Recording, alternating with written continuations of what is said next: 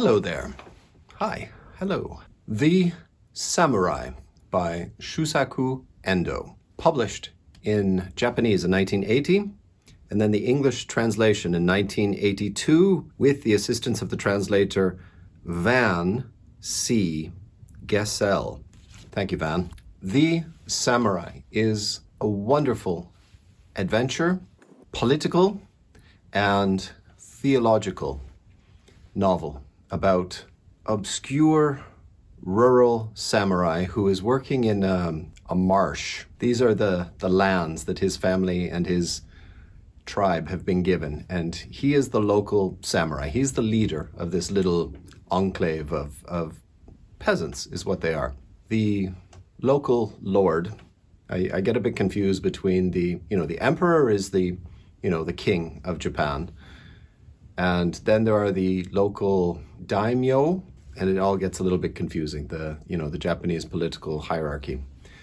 But he's like a local, the one and only police officer of this village. But he does his part. He's out there and he works with the peasants from dawn till well past dusk. And it is a miserable existence. They often, for several weeks on end, are pretty much starving. They are on the brink of starvation. They're eating really very sparse things. I think the most delicious thing that I recognized was that, this Japanese radish, this daikon. So this life is pretty awful. And this samurai has an uncle who is a bit of an alcoholic, and he often comes to visit the samurai, and he's always complaining that we used to have these much better, more fertile lands, which would produce more bountiful crops, and we weren't starving all the time. We don't know exactly why those lands have been taken away from his family. It's one of those Japanese intrigues, something related to the samurai's father, who was on the wrong side of a political squabble. Those lands were taken away, and now they have been given these new, awful marshlands to farm. So the uncle is constantly, we need to put in a petition to the local lord to get our lands back. And this drunken uncle has petitioned the Lord many times, and the samurai is not happy about it because he knows that the uncle is just causing trouble. This is the principal main character of the story, the samurai. His name is Hasakura Rokeemon.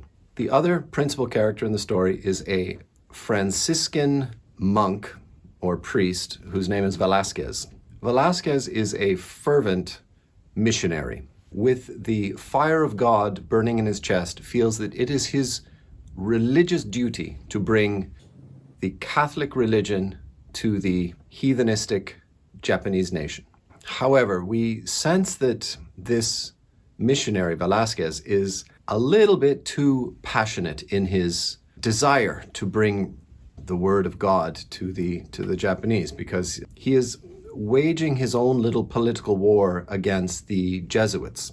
Now, this is a bit of a problem for me because I don't know the difference between the Jesuits and the Franciscans. They are both doing missionary work in Japan. I think, to keep it very easy, if you're not a particularly historically religious person, let's just say that both of these divisions of the Catholic Church are doing missionary work in Japan. And by the way, the novel takes place in 1613. Please don't assume that means it's going to be boring. The novel is riveting. Trust me, I loved it from cover to cover. So Velasquez, the Franciscan missionary, is furious with the Jesuits because he perceives that the way they have gone about their missionary work has only hindered spreading Catholicism in Japan.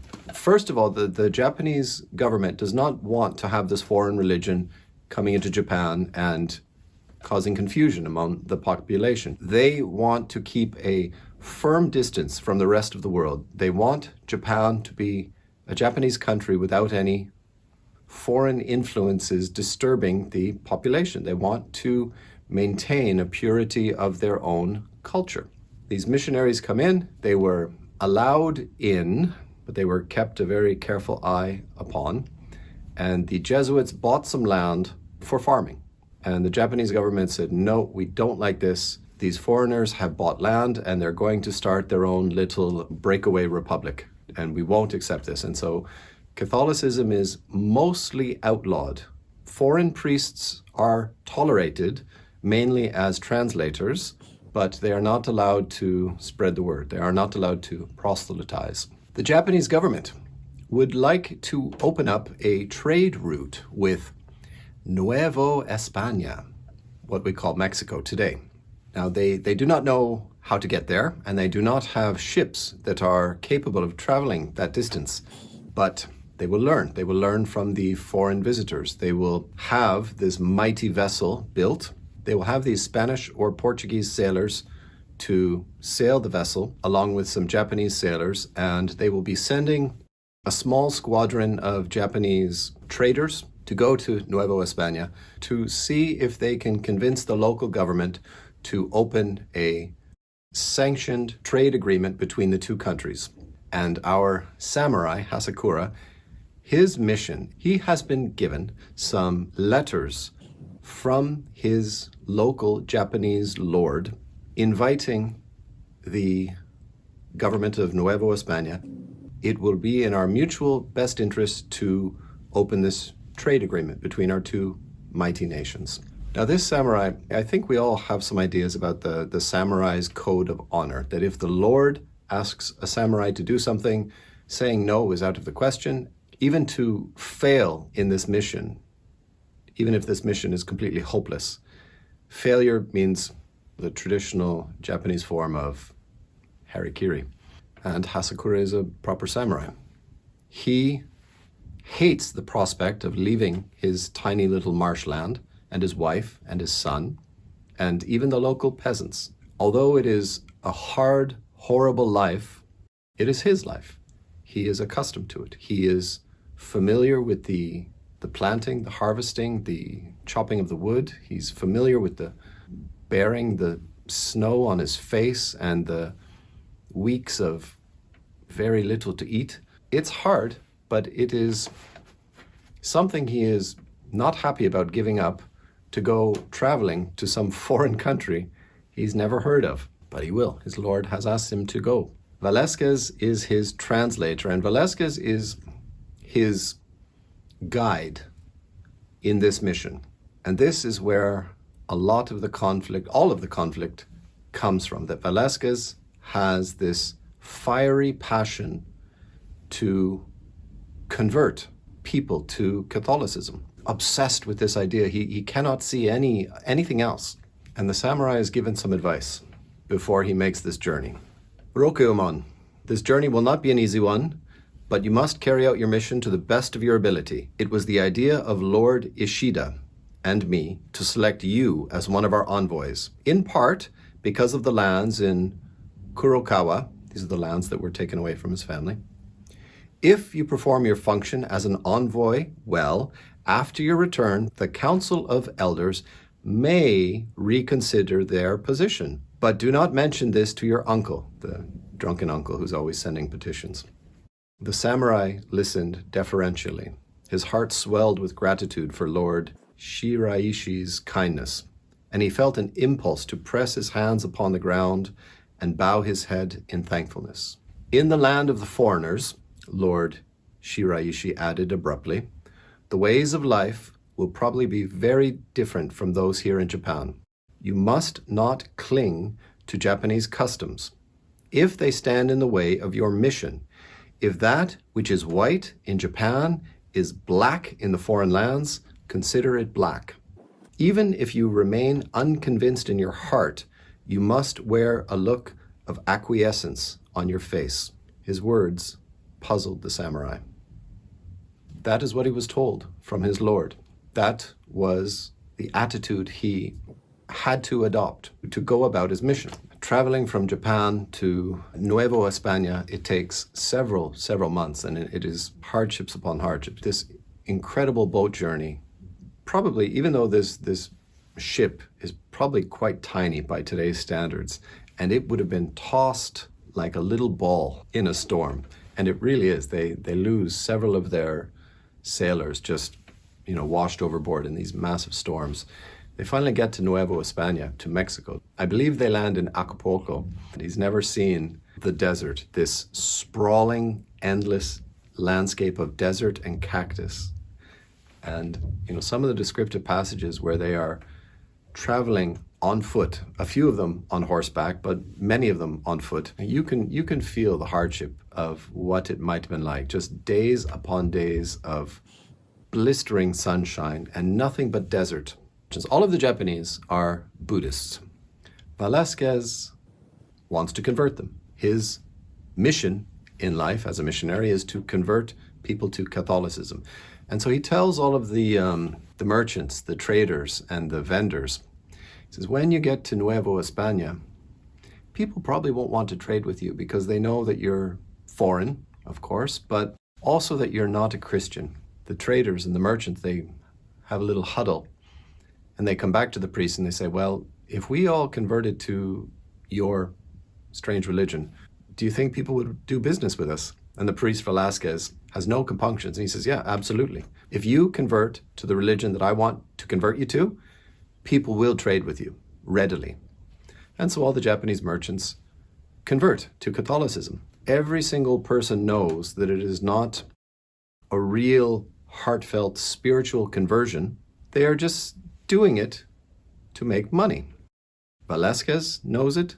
The Japanese merchants know it. This was a very curious thing for me, that why would a missionary convert people who knew that in their hearts they weren't doing it without any real religious sentiment? And then I read this. I can say that my stay in Mexico City has been a success. As the day of departure approaches, the weather is still clear.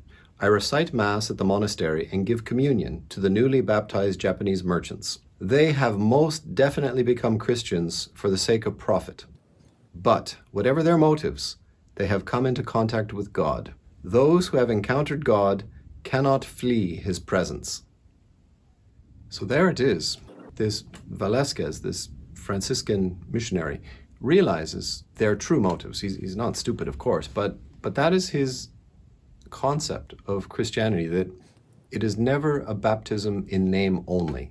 Once you have said that I will take God as my Savior, or Jesus as my Savior, it is with you forever. So even though the merchants they feel it is a trivial matter, they've only done it to sell some goods, the priest feels that it goes deeper into the very soul and that you cannot deny that.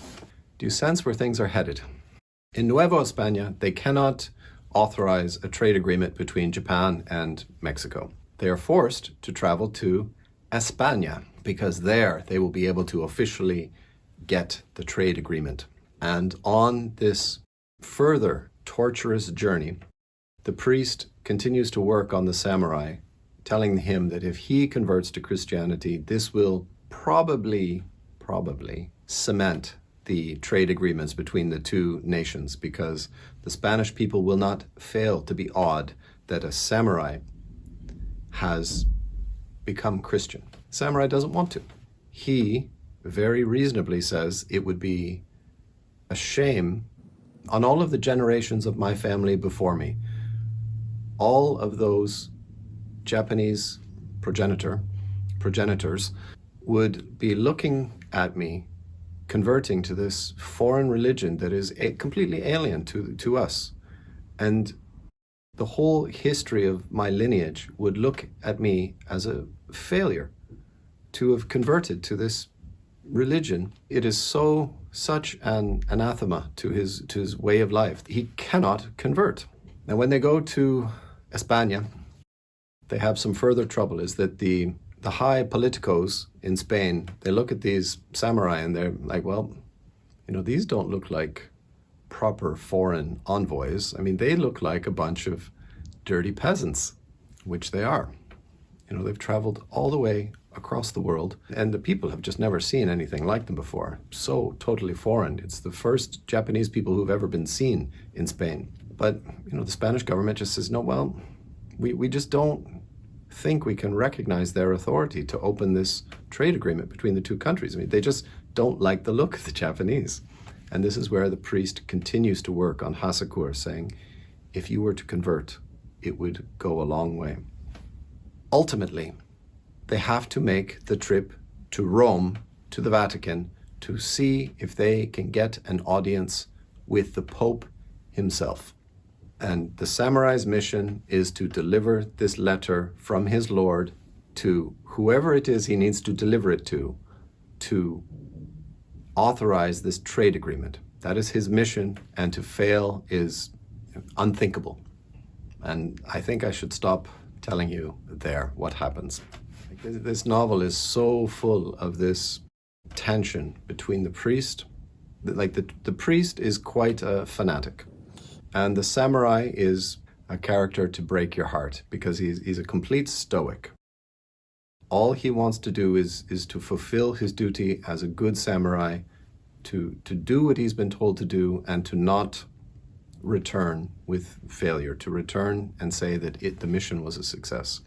But as I've read to you, his lord has told him that if they say that white is black, then you must accept it as black, and he remembers that. Perhaps this is giving too much away, but he will do anything he needs to do to fulfill his mission, even if that means sacrificing his principles. A little bit heartbreaking, let me tell you. Velasquez really wants, what he really wants in his heart is he would like to be made a bishop in Japan, and he would like to be this head, boss man. And he would like to organize the missionary work according to what he deems is correct and acceptable. You might say he suffers from the sin of ambition. He very much does. Because Velasquez is so driven in his need to bring Christianity to Japan, he gets to the Vatican and he has a private meeting with one of the cardinals, and they argue. It's unthinkable for this lowly missionary to argue with a cardinal, but he can't help himself. He's too driven. And this little speech here is wonderful. So this is between Velasquez and the cardinal. If in searching for the one lamb, the other sheep are exposed to danger, the cardinal said sadly, the shepherd has no choice but to abandon that lamb. It cannot be helped if one is to protect the organization. That reminds me of the words of the high priest Caiaphas when the Lord was killed. To save an entire nation, there was no choice but to sacrifice a single man. Those are the words that Caiaphas spoke. The cardinal averted his head. He sat for a long while without uttering a word, wrapped in his large cloak. I saw that my audacious remarks had angered this influential member of the Vatican hierarchy, but I no longer felt like shrinking away from him. The world has placed too much emphasis on the quest for order and safety. That is true. When the cardinal finally turned towards me, it was not anger, but an indescribable blend of weariness and sorrow that was visible on his face. My son, I do not wish to concur with the high priest Caiaphas's remarks, but at that time the Lord did not direct an organization, while Caiaphas did. Those who run organizations, like Caiaphas, will always say, to protect the majority, we have no choice but to abandon the one. Even we who believe in the Lord place ourselves in the same position as the high priest Caiaphas. From the moment we create religious orders and set up organizations, I stood very still, listening to his words. I had never imagined that such a statement could come from the lips of the cardinal himself. He avoided my eyes and murmured softly, almost to himself, "This is a constant source of anguish to me." Is that what you call the justice of an organization? Yes. Is this the way things are always carried out in the Vatican? Even I don't know that. But as long as I am responsible, I have no choice but to adopt Caiaphas's attitude towards the faithful in Japan. Yet, I would not want you to think that my heart is not devoid of sorrow and remorse. Sorry I'm reading so much, but it is just so good. In my excitement, I came close to forgetting the rank of the man before me. Then for what reason did the Lord Jesus die on the cross? Your Eminence has just said it was for the sake of the organization, but until today, I believe that the Vatican organization was not administered like a country. I always thought that it was an organization of love which transcended the limitations of all nations and peoples. Cardinal Borges studied this raving man before him with a look of perplexity. He clutched at the cross he wore on his chest, debating to say something. Then he spoke up decisively. My son, do you believe that you can overcome the real world with love alone? But Jesus was a man of love. And because of his love, he was murdered in the world of politics. And, sadly, our organization cannot flee this world of politics either. The Vatican cannot adopt any measures that would weaken the influence of the Catholic nations. that meeting between Velasquez and the Cardinal that is drama. That is, something to be put on the stage. Like the meeting between those two men of religion who are seeing it from very different sides of the religious spectrum, the missionary versus the cardinal, is very much worth reading. Almost every little bit in this book gives you something. The love that Hasakura has for his tiny little village, that purity is so good. And Velasquez, to his fervent desire. I'm not a religious person, but to believe in something so passionately is quite nice. And this impossible mission that they go on, like to sail from Japan to Mexico, to do that, to make that boat journey it was no way assured that they were ever going to make it there. And this incredible journey that they take from Mexico City to Madrid and then to Rome, utterly fantastic. So I don't think I need to tell you that I loved reading this book. It is one of the classic dilemmas, the dilemma of religion, the dilemma of faith, the conflicts of faith. 2 years ago, I reviewed Shusaku Endo's other book, Silence. He has many books, by the way, but these are just the two I've read. In that book, Silence, he is examining the difficulty of faith, especially under intense persecution. And here, it is something else. It is more the difficulty of faith of the missionary in relation to the head organization of the Vatican. And also, in a parallel, the samurai. The samurai has faith in his lord. However, there are hints that his local lord doesn't actually have the samurai's best interest at heart at all, and that he's sent him on this mission as a bit of a sacrifice. It doesn't matter to the samurai. Even if that were to be proven true, it is still his mission to go there and fulfill that mission. It is unquestionable. He's been asked to do this, and even if he was asked on the worst possible motives for doing so, he still has to go through with it. That's the samurai code. Love this book. I would like to finish on something that really inspired me. I just want to read it to you because when I read this, it really struck a chord and deeply inspired me. I have always believed that I became a Christian as a mere formality. That feeling hasn't changed at all. But since I've learned something about government, sometimes I find myself thinking about that man, Jesus. I think I understand why every house in those countries has a pathetic statue of that man. I suppose that somewhere in the hearts of men, there's a yearning for someone who will be with you through your life. Someone who will never betray you, never leave you. Even if that someone is just a sick, mangy dog, that man became just such a miserable dog for the sake of mankind. Yes, that man became a dog who remains beside us. That when he was on earth, he said to his disciples that he came into the world to minister unto men. And I believe that's the final message that Shusaku Endo has for us at the end of the novel. Religion is a deeply personal thing. And that the religion that the missionary Velasquez has is, I would say, something a lot purer and more real than the religion that the Vatican has, this organization. To believe in Jesus as someone who suffered more than is humanly endurable for the sake of us, so that we can always turn to this Jesus and say, yes, he suffered for me to make my life and to make my hardships a little bit more bearable. That's not nothing. That is very, very powerful. Not only was he killed, but he was, horribly punished so that we could be better people on this earth, and we could try to sacrifice a little bit of our own, whatever it is we need to sacrifice to be better human beings because of this ultimate sacrifice that Jesus made for us. That is deeply poignant. Like, I read that passage and I was like, wow, that's something. All right, there you have it. Book lottery. All right, that video was too long, so I'll just do it quickly. I'll send you this. I'll send you this wonderful, wonderful book in hardcover.